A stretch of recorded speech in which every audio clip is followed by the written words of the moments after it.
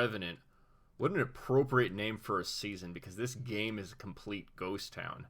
So I figured I'd get my seasonal review out of the way sooner than later, just while it's fresh in my mind, and the interest in Destiny has been a bit low. It was probably one of the weaker seasons that we've ever had in this game's history. It's not to say it was completely awful and there was nothing to do. I think that will still always be reserved for the first year of Destiny 2, where there was literally nothing sometimes. This was just a lot of senseless busy work, and the payoff in interest was pretty light and not that exciting to take part in. There was a lot of good ideas in terms of expanding upon Onslaught, and Tomb of Elders sort of fit a role of Menagerie. Problem was that the loot was not that exciting, and definitely not something I'm going to spend an hour 45 minutes in an activity for to get an okay roll. I don't even care that the crafting system was removed for this season. I don't think anybody lost. Even if you're low sunk cost or high sunk cost, whatever, some of the weapons were fine, but you also have to consider that it was spiced up a bit more on the artifact, and once that artifact goes away, some of those things are going to fall down a bit in interest. Onslaught, it's not a bad activity. It's just, I think it came back a little too soon. I don't have a problem with it. I think wave mode existing is fine, but we also had it as such a big filler for Into the Light, and it was something that a lot of people already played to death. So to kind of go back to that and then have the rewards be like a B-, C+ is not at all appealing. I'm not surprised a lot of interest dipped. Tomb of Elders I thought was okay. There's really not much to it. It is sort of like Menagerie. It's probably the closest thing we are going to get to Menagerie. Problem is, Menagerie actually let you focus weapons, and this, you're again at the mercy, and it kind of just drags on a little bit. I also don't want to sound like I'm talking a bit too much shit, but if your teammates aren't really that skilled, it can just be very annoying to have the negative modifiers against you, and you are effectively wasting your time. And that's kind of crappy, because you don't want to be rushing through so much and then haplessly dying, but if your teammates are burning your lives up, then that's kind of annoying. So there was also the tonic system. The tonic system might be one of the worst systems that we've had for any sort of seasonal activity. It's basically glorified holiday dawning cookie recipe, some filler mechanic passive, but you do have to focus on very specific activities to get certain things. I think the other problem with it as well is the whole system's a bit wasteful, and to be efficient with it, you have to essentially grind to get materials, and it sort of going to waste to advance to get the more efficient thing. And that's padding. That's just as shameless padding. That's as shameless padding as Season of Worthy, when you had to upgrade the bunkers to, boost other things and basically fill out for the Worthy title and other stuff. I don't like that.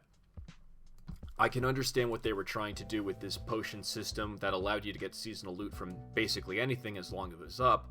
The problem is the frequency of the things even dropping, and quality, it's not there. It's still a lot of time to even see stuff. So I totally get people who just straight up quit this season, because this is a lot of physical time for not a good payoff. I think a lot of the problems of the reward system has shown itself a lot this season.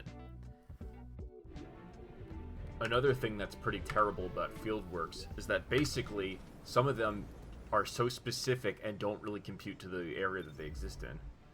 Are you fucking... network? No, but the worst part about this is that there's not really any servitors in EDZ organically. The only thing is really the two public events where you fight the big servitor and there's little servitors protecting it, and that one I think you can get about 5, but the problem is that if somebody else is like-minded and doing the same thing, they're going to beat you to the punch and you can miss out, and that's exactly what happened with me. I only got 3 kills on this, so I gotta wait around like an idiot. Oh goody. 4 minutes. See you then. So another thing that's kind of annoying with these field missions is that you're basically building your way up to them, and you have to unlock tonics, and so you have this materials grind that's going towards the tonics. You expend tonics that you're not going to use to get to the next level of tonics, to get to another thing, to have more tonics on the counter. Now, you can offset this by double dipping and picking up quests, or the fieldwork on multiple characters so you can be on the same level and not have to get the higher tax of clicking through. And that's very easy to get lost in. There's a lot of stuff that you can just click through. But what's even more ridiculous is that a lot of these major fieldworks have the lore of the story to them. So it's this weird thing where you're basically in busy work trying to grind, and it's like year one in the worst way possible. You're just doing these boring grinds to get this very minimal reward to get a nugget of the story, and that's really annoying. Actually, I gotta add, I didn't realize it because I was doing the middle of the mission and I had everything out of sorts.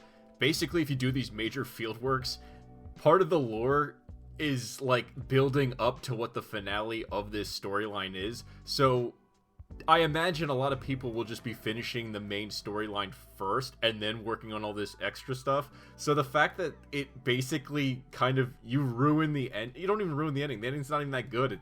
It's so bad. Oh man, I'm talking about the ending, and I didn't even talk about the story. Yeah, it's not good. Fickrell being invincible is kind of just cheap and convenient to just have him coming back. And okay, Crow can kind of feel something because Aldrin in the past revived Fickrell and kind of went crazy. But the rest is just fallen drama that we had rehashed a bunch of times. Nezarec lingering inside Mithrax is a thing and makes him sort of hot cold. And Ido's just doing all her research thing, which always annoyed me because in, what was it, Plunder, she's magically the only one that can pick up a history book and learn about Fallen. Like, get the hell out of here, man. Aramis is still in the picture. I guess we feel bad for her. Okay. And Spider's still there. I don't know how we haven't smoked Spider when there's been 4 billion times to do it and completely justified, so that's annoying to me. I'm not interested in this lore. It's not particularly good thematically. Oh, you know what pissed me off? One of those end of field mission things that had all the lore, all the vital stuff they want you to learn, but of course it's hidden behind this giant slog. They actually brought up the House Judgment, Varric's trying to take over, and that was the events that kicked off what got Cade killed. And that's one of the most important things in this game's lore, and it is hidden and just brushed through. And even in lore books in the past years, they seldom talk about it. It just always annoyed me because it's one of these big things, and then they made Varric's kind of like meek and weak and not really strong, even though he was trying to overthrow things, and they sort of chilled out the political drama in like Forsaken or afterwards. But it was just one of those things where it's important, and the fact that it's talked about so little is really dumb, because it eventually was the thing that got Cade killed in the, domino effect. So that's just a side note. I just thought it was kind of lame. Okay, so something good or interesting needs to come from this final task of fieldwork. We're on the home stretch. If we were to assume this was a week-to-week system, we would have been like grinded. What happens? Well, the finale is the organist boss fight. Now, who the hell is the organist? Well, the organist is the guy that's playing the organ, of course, but it's basically if you punch in the code that is the reverse, because the whole, new Kell's Fall has all the little codes, and it's like a wish wall. Some are towards intrinsics for the exotic, and others are little things. Well, this one is the reverse pattern of the Crow secret room. And the organist fight, it's just a scorn boss. It's nothing really too crazy. And what do you get from this? It is the most hearty handshake thing of all. It is literally just a ghost shell. There's nothing really special about it. It looks very ordinary. I don't think it's pretty interesting. It's a little like, I don't know if this is supposed to be Ido's shell or whatever. It looks like a splicer, like there's a little, lore about all this stuff. I mean, at this point, God bless you if you're really invested in any of this, because the lore has been all over the place. It's happening, practically off screen at some times. Like, it's a mess. I don't know what the hell they were doing with this one. Yeah. Anyway, naturally, to no surprise, we win the bowl game. Mithrax kind of passes the torch, or you think he's gonna become Kell of Kells, and actually he becomes Aramis, which I thought was, again, weird, very forced. Okay, she has more of the vision creation thing, and they're kind of equals, but it's one of those things where timeline-wise I don't really care for it. So final thought. This season was not worth the squeeze. It was just a bit too much effort with not a good amount of payoff. The loops were pretty boring. It was pretty much, hey, grind this thing so you can get the other thing to keep grinding, and maybe you'll get what you want. And okay, that's RNG, that's a video game. But when it's handled a bit shaky and not super strong system-wise, it's not fun to engage with. As far as other side notes, I'm not going to include the dungeon in this season. Dungeon was good, I liked it, but it's not really like the season. Same thing with Garden of Salvation getting reworked. I think all the reworks were fine. It's pretty par for the course for older raids that they fixed. So that's about it. I would give this a 2.5 out of 5. I would probably sit it right next to Season of Worthy in that tier. Plunder probably would put it there too.